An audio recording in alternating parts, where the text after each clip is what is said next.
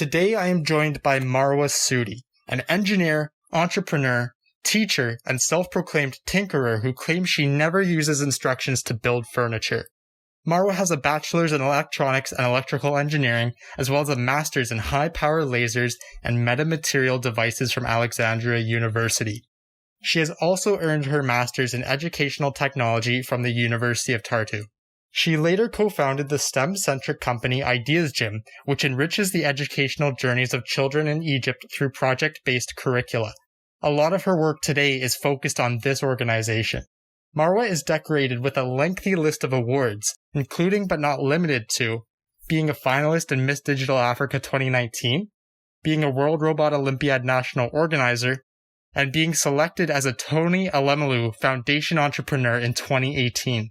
In addition to all of these accomplishments, Marwa is also a co-founder of the IEEE Egypt Women in Engineering Affinity Group, a former IEEE Robot and Automation Society Juniors Chair, and she was a DigiGirls Robotics Workshops leader for Microsoft Egypt from 2014 to 2019.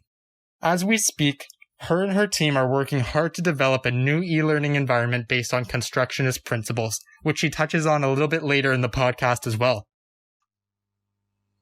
Okay, I am recording now. All right, so hi Marwa, how are you doing? Hi Justin, I'm fine. How are you doing? Good. I'm great. Thank you for taking the time to join us here today. I wanted to take a few seconds to first cover, your work with IdeasGym and how you operate as a teacher. One of the things I was most curious about was, what are some of the tools that you incorporate into lessons when you're teaching your students? Especially in the last year, since the beginning of the pandemic, how has your teaching style had to incorporate tools, and what kinds of tools and apps do you use to teach? Okay, so in IdeasGym, first I would like to say that we have been working with the students for like 10 years now, trying to teach them robotics, coding, electronics, and STEM-related subjects in general. Everything related to science, technology, engineering, and mathematics. And we have been focusing on school students and preparing them for the university level related to engineering and science and those fields. So before COVID, we already have been started to work on our e-learning platform, IdeasGym platform. And one of the things that when we started in 2018, we thought why not to have a platform for school students that can teach them science, technology, engineering, and mathematics. Now, due to COVID, it's common to hear that, but in 2018, that wasn't a common thing to hear about.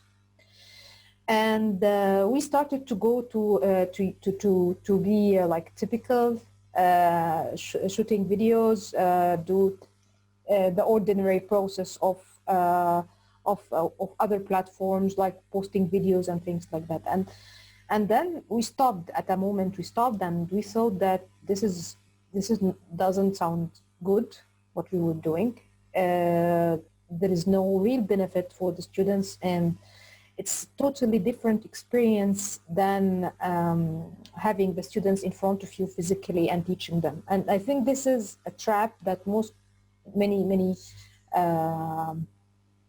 those who are working on STEM physically with their students have fallen this trap during the pandemic, because they thought that just moving on Zoom or moving on a web conference tool would solve the issue of education. So we have figured out this issue in 2018, and I've been doing some studies since then. And we came in 2019. I think the first tool that I suggested to use was the VRT at that time. And I had a call with Peryanika, different calls, and I told her that that the VRT fits in that sort of ecosystem I'm building now in the online education. And that was 2019. And we made this pilot project. We have put a certain structure, methods, which tools to be used. And because we have been working in robotics for a lot of time, so we wanted to start our pilot project on robotics in 2019 and apply our educational methods on teaching robots. Because teaching robots is not that easy. It's full of troubleshooting.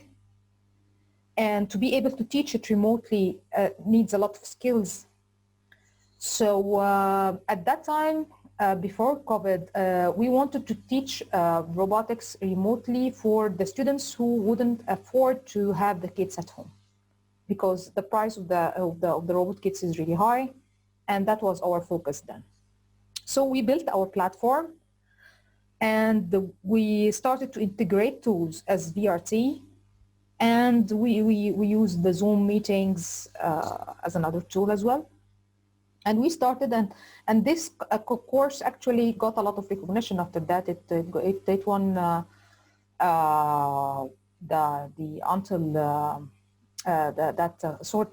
we entered a sort of a marathon, and it won the second place in that marathon in education. And then it was selected in 2020 as one of the 45 innovative AI projects by the UNESCO. The UNESCO Symposium and have been mentioned there.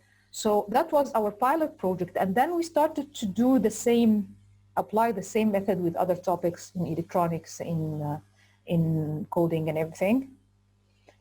And I can't say there is a single tool that we are using. We are integrating a lot of tools. And our platform, we do in the background a lot of work. It's not just a website where we publish and upload videos. It's more than that. We do a lot of work with learning analytics. We do a lot of work in analyzing the data. We do a lot of work in taking decision based on the data that we are receiving from the student side. So all this form a framework that we are using and working with our students. Wow. Thank you for elaborating on that. I want to jump on a few things that you mentioned in that answer. But first, I want to say, you mentioned troubleshooting. I would like to touch on that because in a past interview of yours, you talked about how troubleshooting is a skill that can be learned, and I think that's fascinating because you also mentioned how we teach kids fiction when we tell them life will be systematic, it will be a straight line, and that troubleshooting is something that we can apply throughout our lives. Not just our educational journeys, but could you touch on and maybe even elaborate why you believe that troubleshooting is a skill and how it can be developed? Okay, I think that that have a different. I would like to say a story that I had in the past. I was watching a documentary, okay, and it was talking about the babies and kids and so on, and how they start to learn how to walk. And in that documentary, they mentioned something that really captured my attention. It was how the brain starts to wire certain experiences, okay? So if you kept being in a place without stairs all over for the first 10 years of your life, and then all of a sudden the door got opened and you started to see a stair, you would stumble on the stairs. Not because you are 10 years old, you would recognize that there is the depth, but if you spent the first 10 years of your life without realizing that there is a depth, there is no depth, you would deal with the stairs as if there is no depth. Depth doesn't exist for you. So this information shaped a lot of my thinking after that when I started to work in the education field. Because without troubleshooting, you wouldn't be able to learn. By troubleshooting, you start to have, and tinkering and troubleshooting, you start to build this sort of intuition inside you. You are like feeding your intuition with experience. Okay. Now the problem could happen if you started to block the openness because of bad experiences. Okay, so when we are when I was during my engineering studies, they fear our professors, our older professors. They fear those who started to have when you have a lot of experience, they will tell you that you have to be afraid a little bit, because when you have a lot, you will lack this sort of openness. You will fear jumping into chaos and create with time. Okay, but when you are a young engineer, you have this kind of, okay, let's go. I'm an engineer. I will do whatever it takes, and you will go. And you can see that in kids when they, as 4 or 5 years old kids, when they just get electric car, and they start to get the parts out of it, and they form another thing. So how did they do that? While they never understand something related to engineering or studied something while they are 6 or 7 years old. Okay, but if you brought the same car for a 50 years old man, he would like fear to do something wrong, to damage the car. But for the kid, he wouldn't have this sort of fear. Okay, so the troubleshooting, when you start to feed your skills of troubleshooting, coming out of here and going there, coming out of here and going there, without closing the openness, okay, or fearing to fail, this is the skill that is important, and which we lack in our educational systems. Most of the educational systems lack this part. Okay, so you study mathematics as a linear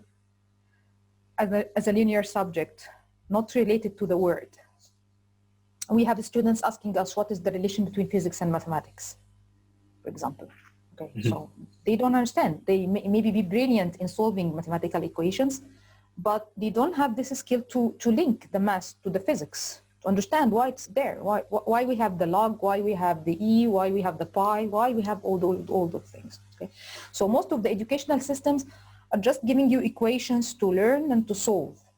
Okay, but we lack this sort of understanding why those equations do exist, what we can do with them.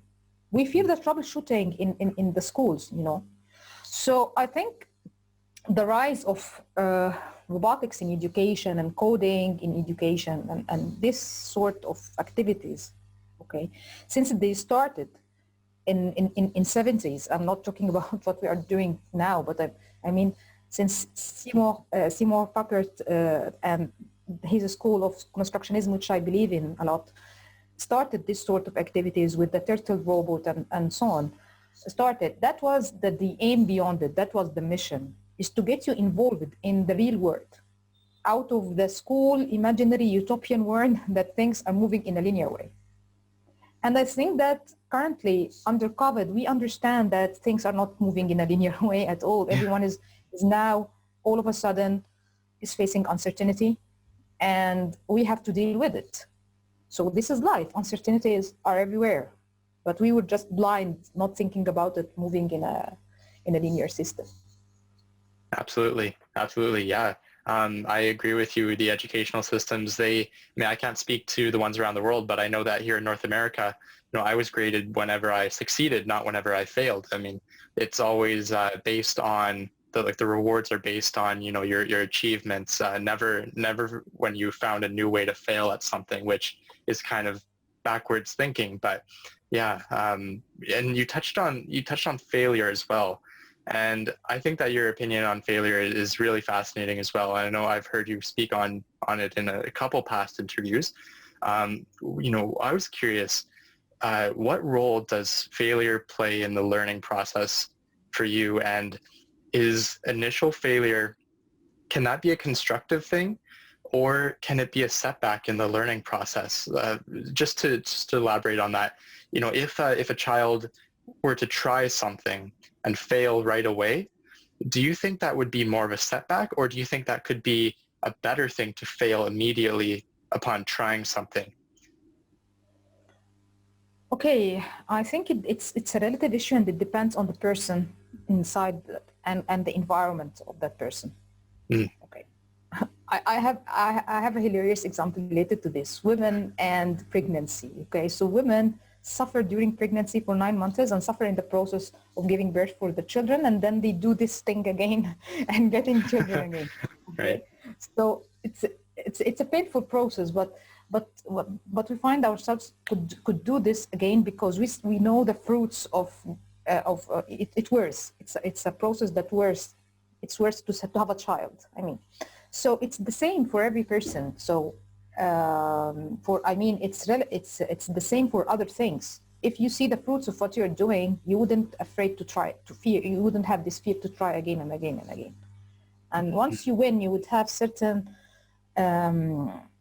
happiness feelings, or you reach the aha moment, you would feel very satisfied. But why some are like consistent in trying again and again, and others go back, this is a long story. It's I referred to that in my last master thesis, and I had a case study for a group of students who some group of them were like, they had this sort of persistence. They kept failing and stumbling and standing up, stumbling and standing up, and others who with failure they stopped, although they were really brilliant and they could be more talented than the other group. And I couldn't find any other explanation except that those had a growing mindset, and those had a fixed mindset. Okay. So here many things could play a role. The coach, the one who is coaching the students, would play a role, or the parents could play a role, or the student him or herself, if he or she would like to do something, they would do sort of self-coaching. I saw that as well. So there is no fixed way.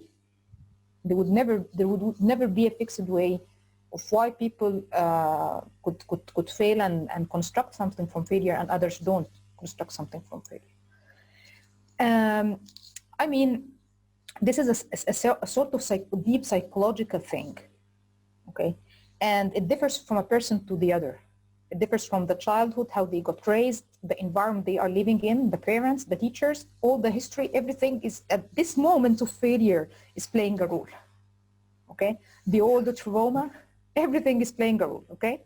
So either you have a sort of external power, like a coach or a parent, who is going to push the student and let him or her go out of that failure feelings and think in something bigger, in a bigger goal, or that person would have a sort of self-coaching, and he or she would take him or herself out of this failure and go forward, or the traumas and all things, the bad negative feelings would take place and that person would stop.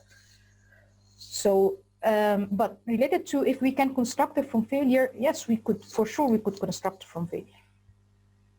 And we can build a lot on failure. And you can see that most of the softwares or programs and the educational kits, due to troubleshooting and failures, and those hobbyists all over the world, when they submit the troubleshootings that they saw and the problems, now the company who created a robot or a software know their problems and they work on it to solve it. Okay, if the hobbyists face every problem, for every problem a hobbyist would face, I mean, the company premises got closed, then no companies would be all over the world. All the companies are going to close, but the companies and the engineers inside those companies and the team and everyone starts to work to solve those problems. Same for the space engineering. If they just failed in the first Apollo, then they are going to stop and they wouldn't construct from their failure, but they are doing that on and on and on and on and on and on. So this is how development takes place. We fail, and then we stand up from failure, try something new, and this is life, I mean. Absolutely, I agree. One might even say that, when you fail at something, you're that much closer to finding the right way to do it, right? You're to finding the successful outcome. So I see upside either way. If you're successful immediately, great. But if you're not, then you're a little bit closer to it, right? Yeah, but I would say that when you feel successful, you can have this sort of being successful for a while, for a year or two, okay? And then other things would come out, okay?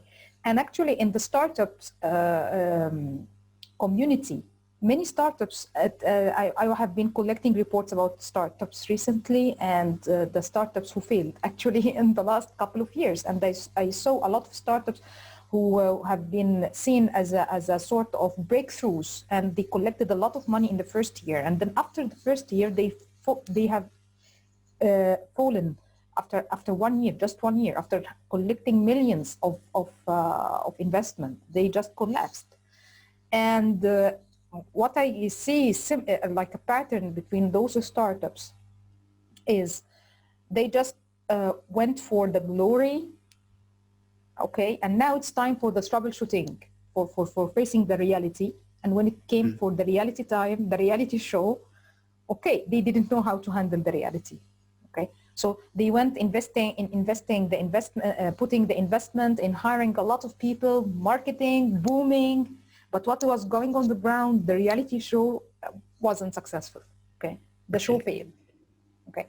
So, yes, we can learn from failure. And as much as you fail in the beginning of anything, you are going to learn a lot. You are going to learn a lot. Absolutely. Absolutely. I agree with you.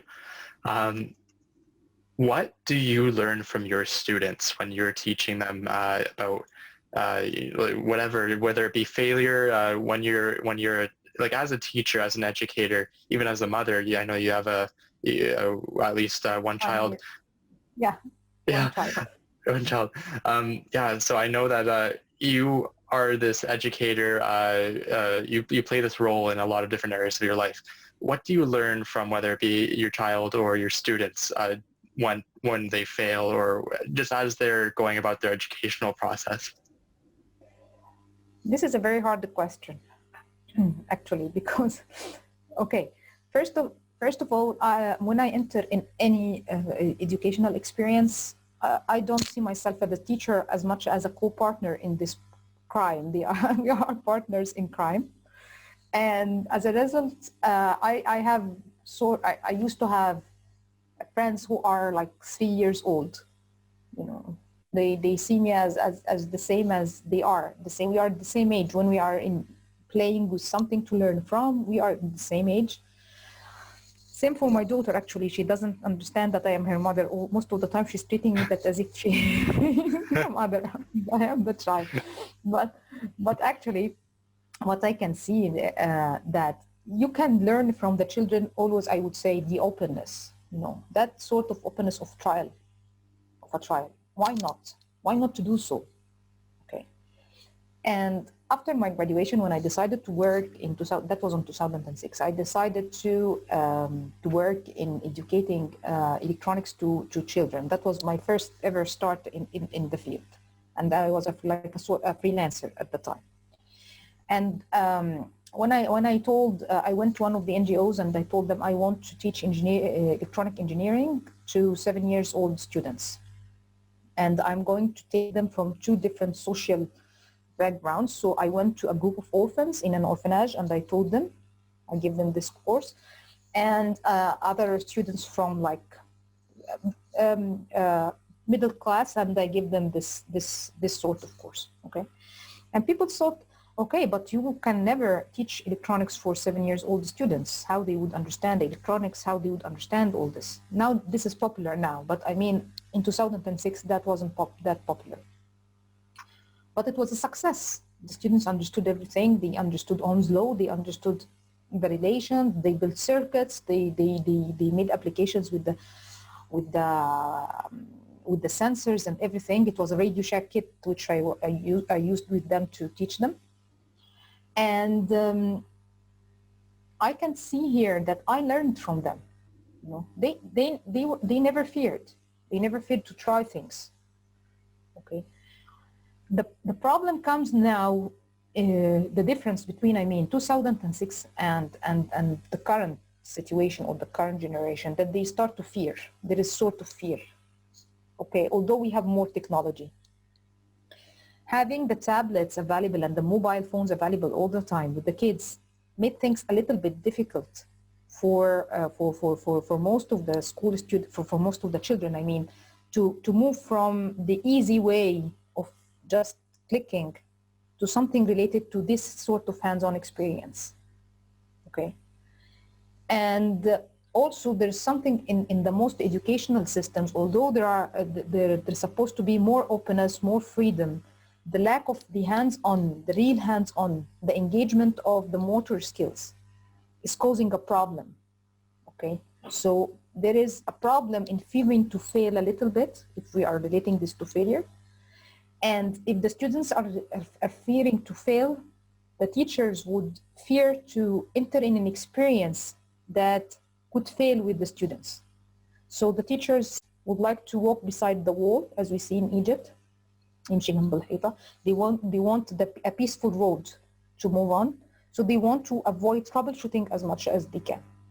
As a result, no one is learning something new. I have learned a lot from my students' experiences, from fundraising to travel to logistics things. Those are things I wasn't planning to learn from them, but I learned along the way. Okay, through robots, to travel, from troubleshooting to things related to robotics, to things related to artificial intelligence, to things related to physics. You know, when you find the robot just all wandering around in the mat for no logical reason going on, and you start to think with them about the mechanics, about the kinetic energy moving here, the kinematics of the process, everything. So it's a school of life. You just don't learn science and engineering. You learn about everything, about logistics, about having a good friends from different age groups. Everything, you know, you can learn from children. Malak, my daughter, she has been a source of inspiration for most of my courses. When she was in a younger age, I came with the most innovative courses with Malak. And recently we came with another project because of Malak. We did something with her while we were traveling in a plane, and she did something, and then we said, why not we can do this thing based on what she did. Okay, we started to contact people and do things based on that, and make partnerships based on sort of inspiration she gave to us. Also, the first paper I published and I presented in the Global Education Forum was inspired by Malak as well. And it was related to IdeasGym and creating IdeasGym. Because I saw that she's a child and she was moving all the time. And that opened my mind to the idea that we are born moving freely, but we lose this freedom gradually when we enter into school. So that's why when we initiated IdeasGym, we planned the environment to be like the moving freely. The students can move freely. They don't have to sit on chairs. They can move all the time. They can play all the time. And we don't get nervous as coaches or teachers while the students are moving. So we don't get annoyed from ADHD students or someone with hyperactivity. So Malak, as my daughter, she taught me a lot. My students taught me a lot. I'm happy with them, with my friendship with them. I have a couple of them got married actually, but and they are working abroad and they are really getting older. And I feel that I'm getting older because I think one day I'm going to teach their kids as well.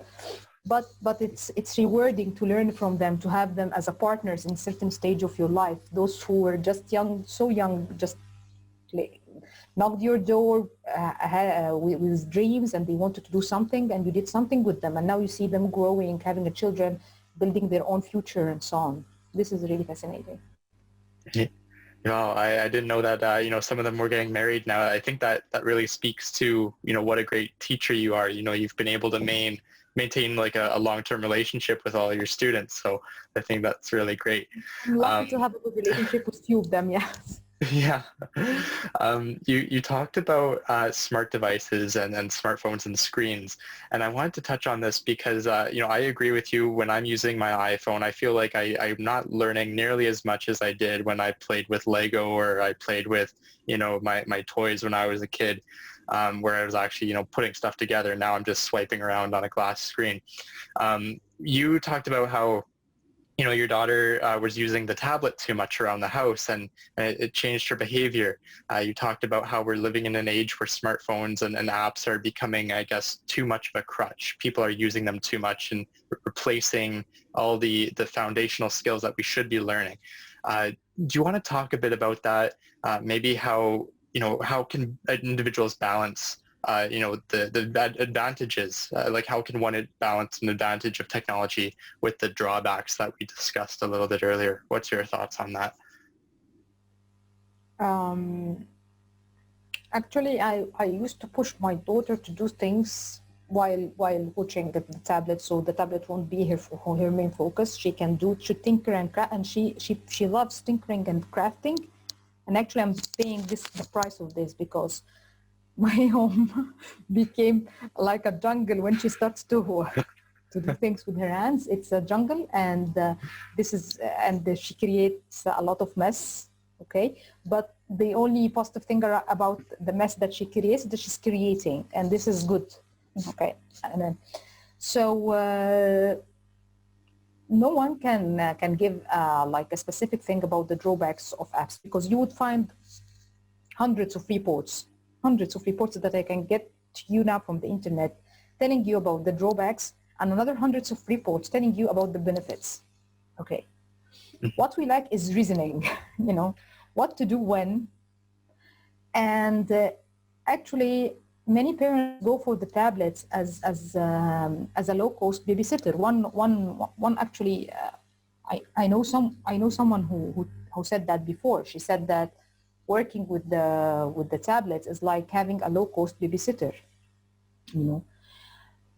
You will never learn through tablets. It's not even giving you this three-dimensional texture of.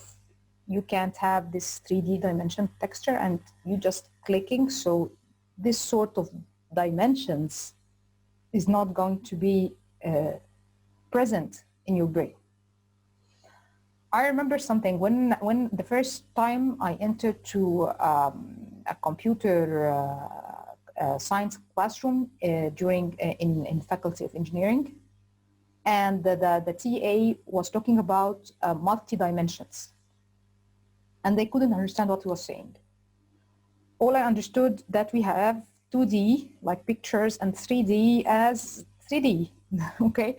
But how we can have a 4D, a 5D, a 7D, a 9D, okay? That took me a time to be able to understand what he meant by multiple dimension. So in another micro level, that the same happens without we notice. We do this just of the touching thing, and we lack the understanding of the other things on the side. So don't expect the learning to be the same. I started to work with my mobile phone recently a lot. As a result, I started to suffer from a pain on my finger. And I had to use the mobile pen to relieve the pain on my finger, and it worked. I started to have to relieve the pain gradually.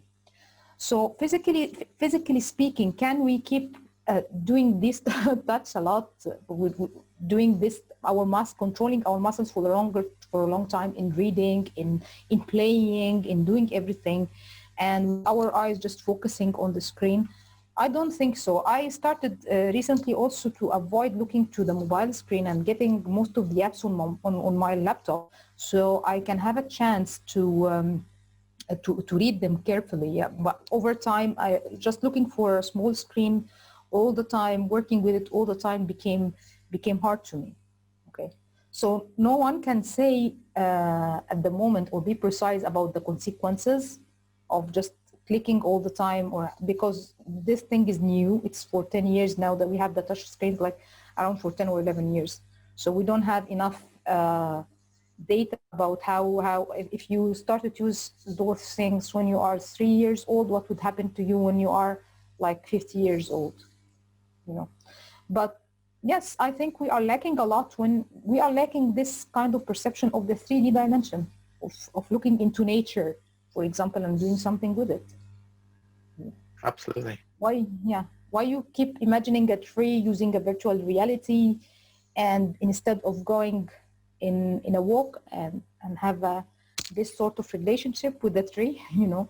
So I do agree that I'm an engineer, so I love technology. So technology could be used for good, yes, when we need it to be for good. But just using technology without thinking about what we are doing is not good. Okay, without Right. having a real impact. So, for example, when I use the VRT, I use the VRT because we have students who wouldn't have a chance to learn robotics at all. So now the VRT became a very good solution to them, because we don't afford to buy them those kits. It's really expensive, and we need a cheap solution. Otherwise, those students won't have any relationship with robotics. They wouldn't have a chance to learn robotics. Okay, so now that came in a good place. Also, during COVID, when we wanted to teach remotely, that came in a good place. Now we want to teach the students remotely. How you do that with a large number of students? So now the technology came into place. Okay. And other things, if you want to focus, for example, on the programming, then you can use it. Now it's come into place. But the troubleshooting that you have on the real mat, and you learn from the real mat, is something else. Because the simulator wouldn't include all the scenarios that you, as a human brain, with you and your team would come with. Okay, no way the simulator would do that, but it's close to reality. Also, when you are looking to a simulator, you wouldn't be to see the main robot with every part and see what's going on in those details, tiny details. So the technology could be really good if it's used in a good way. It's filling a real gap. But just using technology for the sake of saying that we are using technology without filling a real gap, that would cause problem. That would cause a lack of perception of other things. Right. Well, I'm glad to hear that, VRT has been helping you and your students. I always love to hear when it's been, able to help, a child who never had an opportunity before. I love to hear that it's, given them that opportunity. So, but yes, I agree with you. Technology is just like anything else. It's another tool that fills a gap when it's needed, but, it's not a tool, I guess, that we can use all the time, 24/7. I was curious because you talked a little bit about mental well-being in a past interview. You talked about how you need to be in a good mental state. You have to have clear thoughts to be able to teach others, to be able to teach effectively. And I thought this was really fascinating because I don't think it's talked about enough in this space.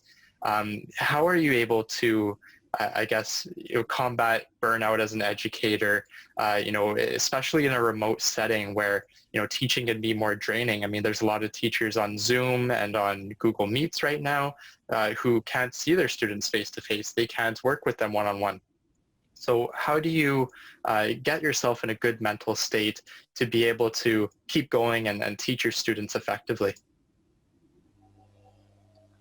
Okay, it starts to learn. It's maybe I developed this skill as a sort of defensive technique when I was younger. That when you want to how to split your focus from something that just happened to you, put it in the past, and focus on the now. When I was on the first year in engineering university, and I had a math exam. And then I knew that my grandmother just passed away, and I knew that the moment I was going to the exam. And my grandmother was living with us, and I loved her a lot. And I didn't want to fail on the exam as well, so I kept my focus on the exam for like 3 hours solving equations, and then I collapsed after the exam. So I discovered later on that sometimes it could be seen as a sort of like a defensive technique, that you just focus on what you have on hand in order not to lose it because of something happened in the past that you can't change it. And I think that became a behavior later on that it became a part of me, that when I could have a hair around on my back before entering a session or having our interview. I could be in a very bad mood actually before it, but that doesn't mean that I should allow my bad mood or what happened before the moment we are having this interview to intervene with this interview. And it became a skill, you know. A problem that most teachers have, and in some occasions, yes, when I allow this sort of past to enter in my mind, I can teach. I can end the session and go away. I can't focus. I lose my focus. So in teaching, that's why I say that coaching and teaching is a sort of an art. You need to be able to be in control of yourself in order to be able to help the students. The students came for you to help them, to guide them, to teach them. So they look to you as the point of help, okay? The old image for teaching and coaching is you are the one giving the instructions. It's a transmission model. I give you the instructions, you follow. This is not the way I seeing it or doing it. This is not what I believe in at all. And this is against the constructionism school.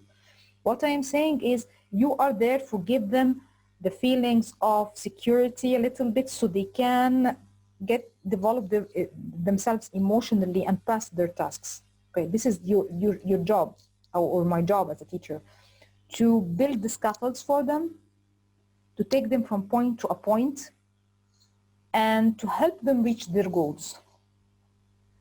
Okay, and this is just focusing on this would let you shut down any other thing because you need to focus on that. It's a very, very hard process. Okay.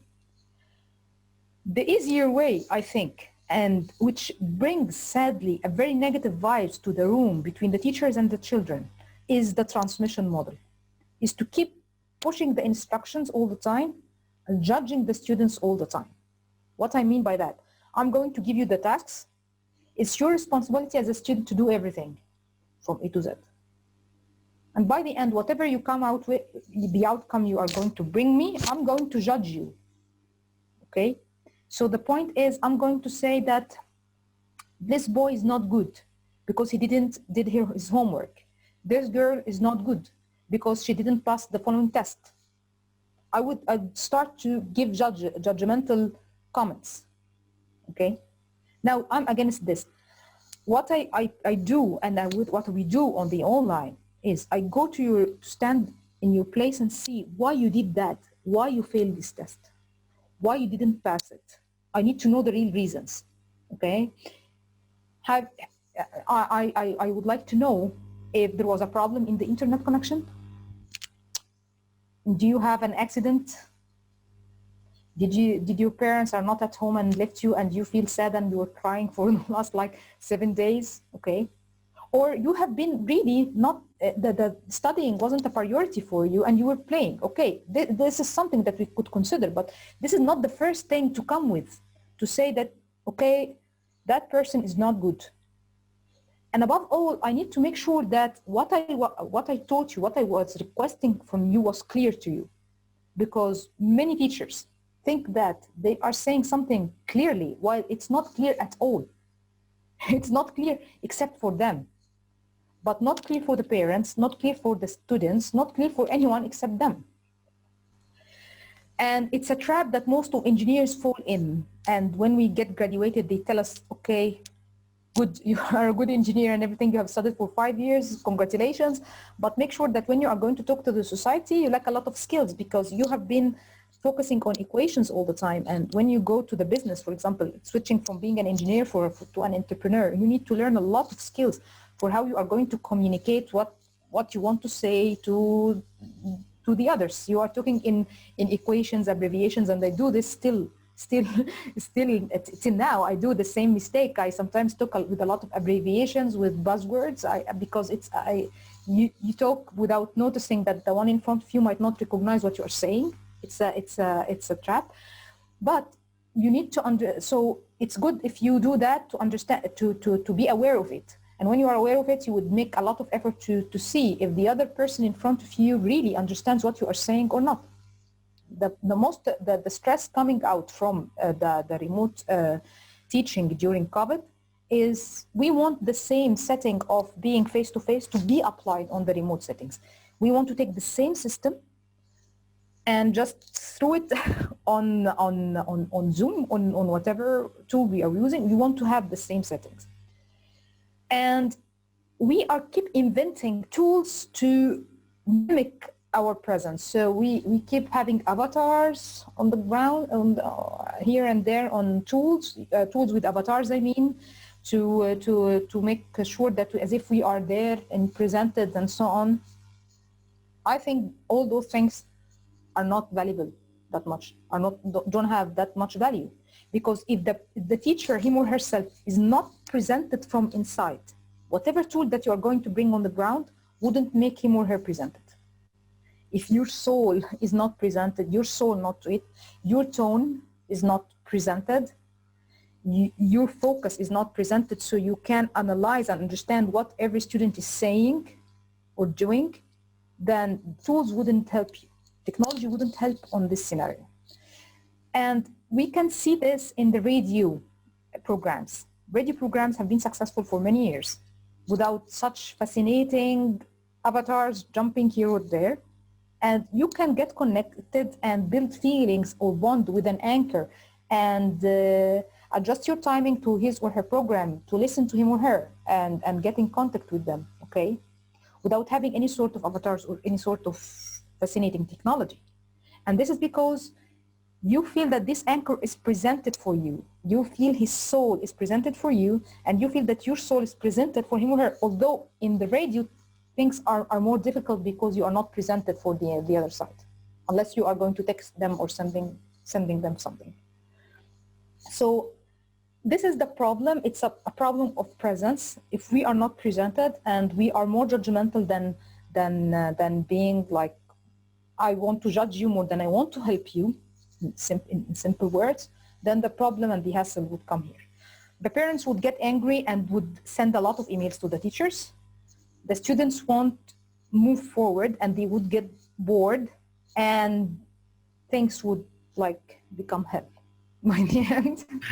So we need to design like when now we need to have a look. What I want the student to learn from this sort of lesson or activity, and then put myself in his or her place and start to design this sort of activity with what I have on hand, okay? Without just giving them a lot of tools, a lot of hassle, a lot of technology in front of them to distract them. I had a meeting with a certain tool, and it wasn't Zoom, it was another thing.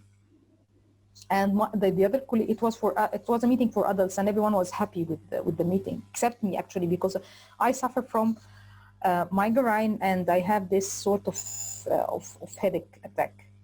And it happened that I had one of those attacks before the meeting, and it was like started to go away. But in this stage, when I focus on a screen with the small like avatars, I get really, the headache starts to hit me badly. And I was suffering most of the meeting. I was like forcing myself to keep focused, to laugh, to get engaged in everything, while I was like not happy with the headache, because the avatars was really, really small. I have to focus on small circles and can't see a full picture of the persons in front of me. And that was really, really a problem.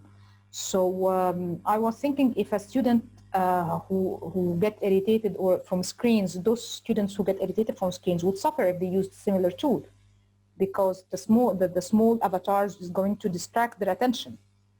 Okay, so we need to be more realistic and get fascinated with what we can do with technology. We can do a lot of graphics, we can do a lot of avatars. Hey, it's like, okay, it's a party, let's go everyone and do it. But that doesn't mean by any means that when you go with those tools inside the market, the students and the parents and the teachers would be able to use those tools happily, or they are going to reach their goals, learning and educational goals, you know. So I think that we need just to calm down and be humanistic a little bit, and things are going to go well. I agree. Wow. You know, you have an impressive academic background. You know, I think you have 2 master's degrees. Is that right? Yeah.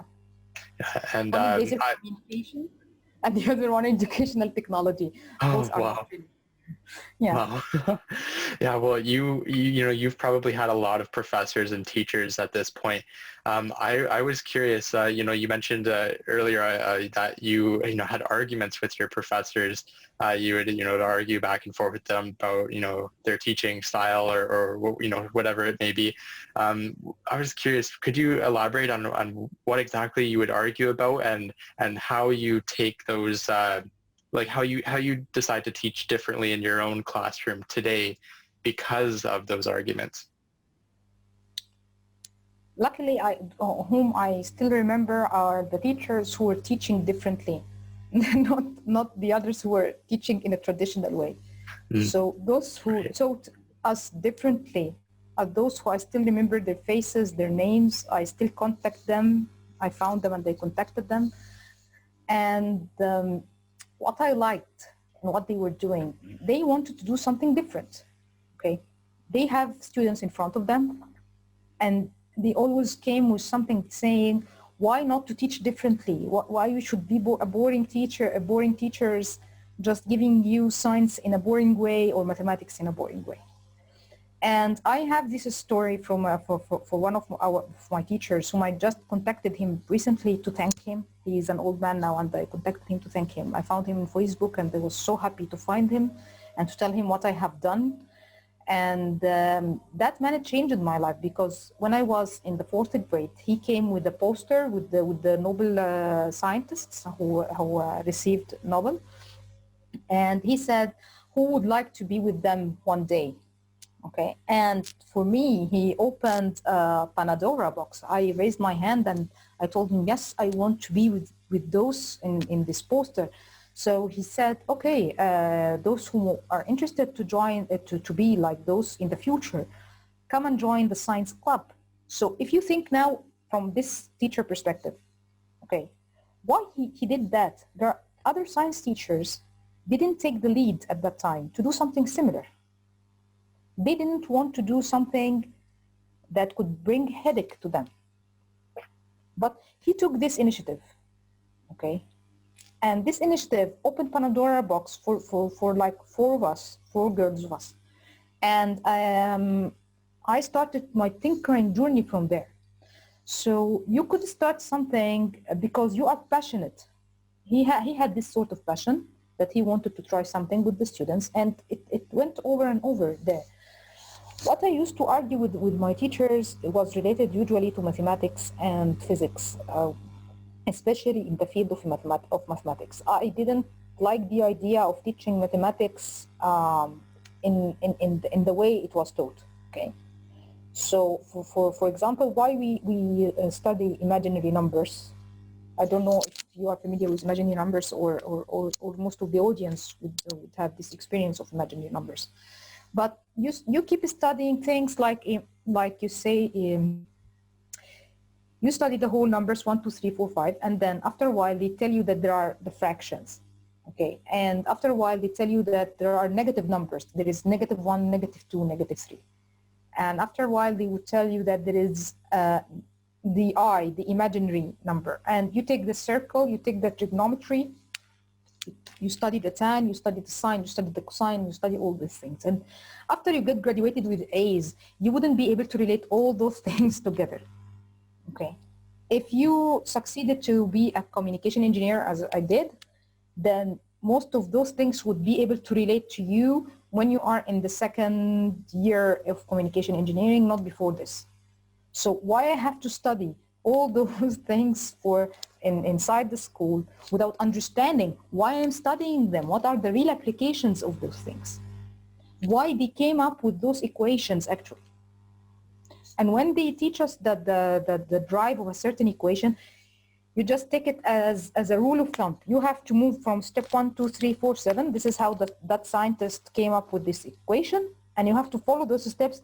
And voila, you came up with this equation, and you have to use it, and this is it. You know, this is. I used to refuse this, and I used to argue this, because it's a killing of innovation, and plus I can't memorize, and that was hard to me to keep memorizing 7 pages of proof without understanding why that person, came up with this proof. He just and you can see in the long proofs that he ignored this, he neglected that, and he moved this coefficient here. Why he did all this? You don't understand. So you can't memorize something you can't understand or resonate with. You know? Mm-hmm. And this is in the field of mathematics. It's popular. So that's what I didn't like. And actually, when in my first master degree, it included studying lasers and metamaterials. And metamaterials now is a flourishing field. It was something new during my first master degree. And I got inspired by the story of the metamaterials, because the one who came up with the idea of metamaterials in 60s, we used to study in what we call Maxwell equations. And Maxwell equation was a fixed thing that we used to study for like 4 or 5 years of our life as communication engineers. But when you study metamaterials, you would see that that person in 60s said, what if that coefficient that Maxwell neglected in his equations shouldn't be neglected? What would happen if we had this sort of material? Okay, so all the materials, all we understand all our lives is that the light is going to fall on an object and get reflected back to you so you can see this object. Okay, but if you use the metamaterials, the light wouldn't reflect back. You couldn't see the object. You wouldn't be, the object could be there, but the camera can't see it, or the satellite wouldn't be able to see it. It's a cloak effect. And it has a lot of applications at the moment, from remote sensing to many things in manufacturing, to the antenna. I designed with it a mobile antenna, to the mobile antenna and what it can do and so on. So you see, if that person didn't came up with this idea in 60s, which couldn't be proved until 2000s, early 2000s in laboratories. And then the science of metamaterials, the engineering of metamaterials started and came up with the applications. No one would think about it, you know, because we would believe as in Maxwell equation as if we believe in a holy book. So Maxwell says so, we should follow what Maxwell said. He neglected this coefficient couldn't be there and couldn't be done like that. So we have to follow Maxwell. We have to follow, we can't argue Maxwell, you know, that way of learning science. But actually what the man did, that scientist did in the 60s, he argued Maxwell in a theoretical, and he derived the mathematical equation based on arguing what Maxwell neglected. Okay, and that's why the innovation rate is really not available. What we are doing at the moment in everything that we are working on, in education, in medicine, in space, everything is, we don't have a sort of a new real breakthrough in technology. We just moving forward with ideas that came in the 60s and in early 19s and things like that. But we don't have a sort of, even in the exploration space programs, they are going to Mars. Okay, so we are going now to Mars, we are going now to the moon. It's the same old dreams, we are just bringing them back to life, but you can see something really, a breakthrough, something that you couldn't imagine. Except COVID, I think it came out of the box because all the planet wanted now to be vaccinated and got trapped at home. This is the thing which is outside of the box, outside of our imagination. Yeah. But rather than that, I don't see enough. I don't see enough technology breakthrough. This sort of breakthrough is not there. Right. Well, thank you for elaborating on that. Similarly, I wanted to talk about what your opinion is on, I guess, the future of where technology is going. What do you think is going to be the most influential emerging technology in the next 10 years, let's say? Okay, we can go and say AI and materials because they are the dominating things that we are all hearing about. But what I'm curious to know after 10 years from now, to be honest, is not about what technology is going to dominate our living, but the drawbacks of the technology in our living, which wouldn't be something wouldn't be seen unless we move on time. Okay. So we can have we can say, okay, artificial intelligence, communication, and we are going to move on with with the materials and the bioinformatics and all those trends inside that are booming at the moment or flourishing at the moment. But let us be honest with ourselves. Everything would have a certain reaction, opposite reaction, you know. So perhaps this opposite reaction would create something that we can see at the moment. So you use AI in a certain way, but which is going to have to create a certain boom. So you come up with another sort of technology to overcome what AI is doing, for example. Or you came with a revolution in communication, which creates a problem. So it's going to limit most of what you have, most of the plans. So for example, if you are moving with the 5G to increase the internet and that way and depending on what 5G is going to provide, you are going to improve something in artificial intelligence and connectivity and so on. But we find out that when 5G started to flourish, something bad happened that we weren't thinking about. Then we come up with something else, okay? What I see at the moment that most of the technologies are just linked to each other's. And it's really linked to each other's. The main focus is artificial intelligence and programming and the era of the algorithms that we have been creating. And what I don't like in this is we are like promoting for artificial intelligence as if it got out of the box or fallen from the sky as an alien, as if humans didn't create this, as if the algorithms created themselves, which is not true. We did those algorithms. And that's what I like on teaching robotics, that the students understand that they are the ones who are creating the algorithms. It's not the robot just came up with itself or created itself or built itself. It's not that way, okay? But the media is always telling you AI did. So you think that there is an alien called AI doing those things, not humans beyond the AI did those things. So you can see that everything flourishing around us is related to connectivity by the end. We need everything to be in contact with everything. And here the algorithms and the internet and communication engineering with the fifth generations and beyond are playing a hot role to have this sort of connectivity.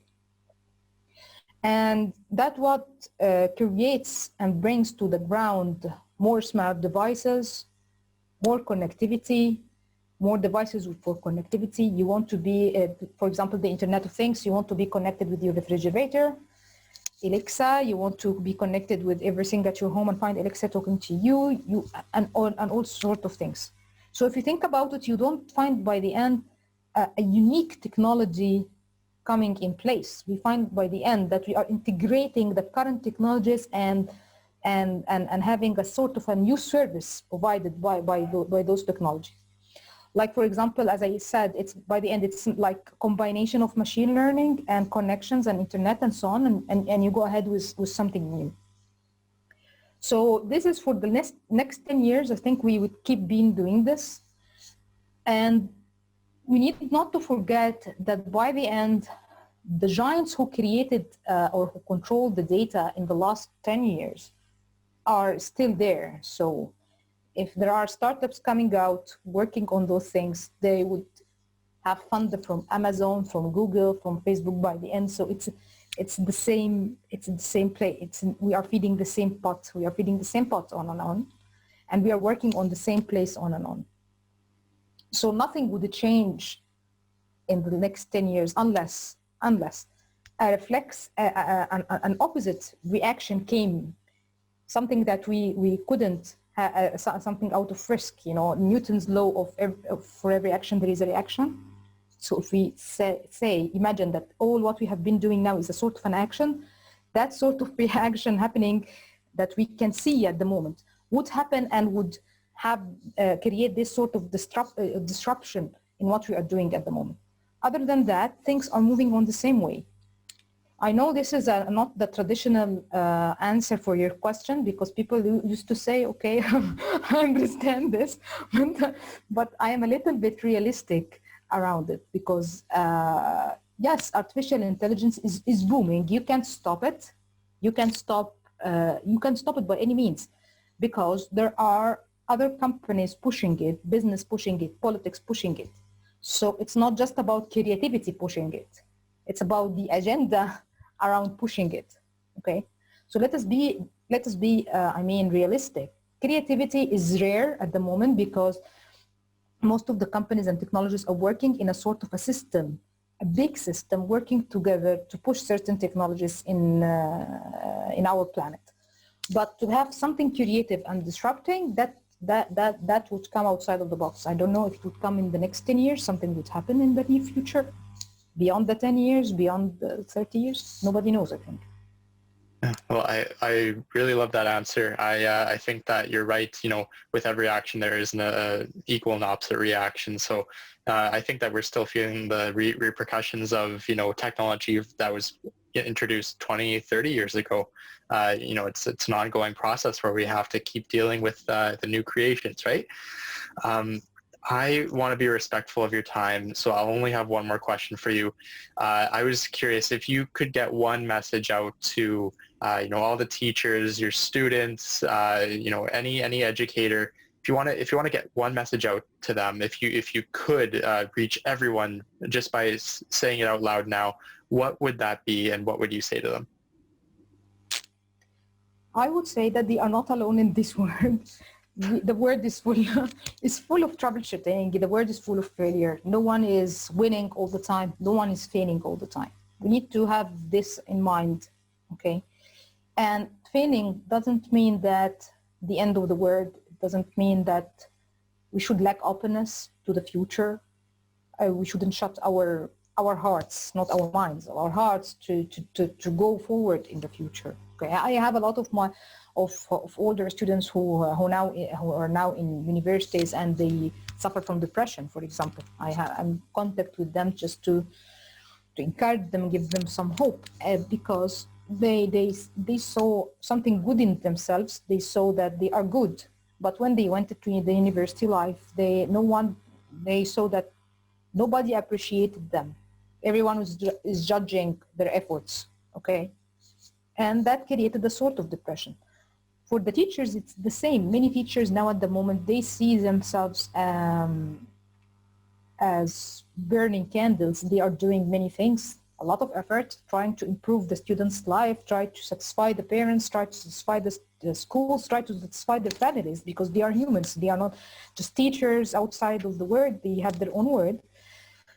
And this creates a lot of stress. So we need to admit that all of us are stressed at the moment, that all of us are living with and dealing with uncertainties. We don't know what is going to happen in the future.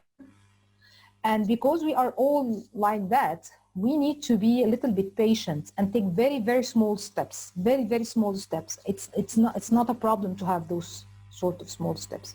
Small steps always count by the end. But lacking openness is the most problem that anyone could have, and lacking hope. You can be disappointed, but you have hope. You still have hope. But lacking the hope that you believe that no way out is the problem. Okay, there would always be a way out, but we are not aware with that way, because we are blinded with the problems that we are facing at the moment. Okay, and that's why I encourage teaching tinkering in schools, because when you teach tinkering in schools, you would learn that there is a way out, but you were blind to see it. So with time, you would believe that there is a way out, but I don't see it now. Okay, I have to tinker to see the way out. Okay, and if you apply this in life, in real life, you would see it. You can be applying for a certain job, but it didn't come to you, so you feel disappointed and depressed. But actually, after a week, you would get hired in another job. But you wanted to try something else during this week that would give you another sort of experience, so you can get there. And the problem is, in our generation, and the younger generations as well, is we are so obsessed with the media. And in the media, things are short. It's coming up to you like a dream. So you can find like 10 years became 10 minutes, even a sentence on the screen. So they would tell you that this person was suffering, and then on the screen you would say 10 years later, and then he became a rich man after 10 years. But what really happened in those 10 years? 10 years, 10 times 365 days, were there, and he was suffering, okay, until he passed those 10 years. But the media didn't show you this. So now all of us, even me, everyone, we became obsessed with the fast thinking, with the fast results. We want things to come fast. We don't want to wait for 10 years. We want to wait for 10 seconds, as in the movie screen. We don't want to have the 10 years passing from our lives without reaching what we wanted to reach. And this is the problem. Being patient is not an easy thing. Looking for something to happen in the future is not an easy thing. To have hope, to have openness is not an easy thing. And that's what students would learn from tinkering. They learn by tinkering that there is a way, but at the moment we just can't see it. We need to tinker to find it. And with time, you start to have this sort of belief. I need to tinker to find it. I'm just blind to see now. That would be my only advice. Tinker to find the moment you are looking for, I think that's a great message. Thank you for saying that. Thank you once again for coming on to the podcast. Do you want to, share any social media links, maybe your website, share any other types of messages? Yeah, sure. So you can have my LinkedIn. It's Marwa Soudi, MarwaSoudi. And for IdeasGym, my company's website is www.ideasgym.com. So those are the links that I could recommend anyone who would like to contact me or contact our company to have. Great. Thank you very much. And thank you once again for coming onto the podcast, Marwa. Thanks, Justin. Thank you for the nice interview and for this beautiful initiative. It was really nice to talk to you. Thank you. Oh, it was great to talk to you as well. Thank you.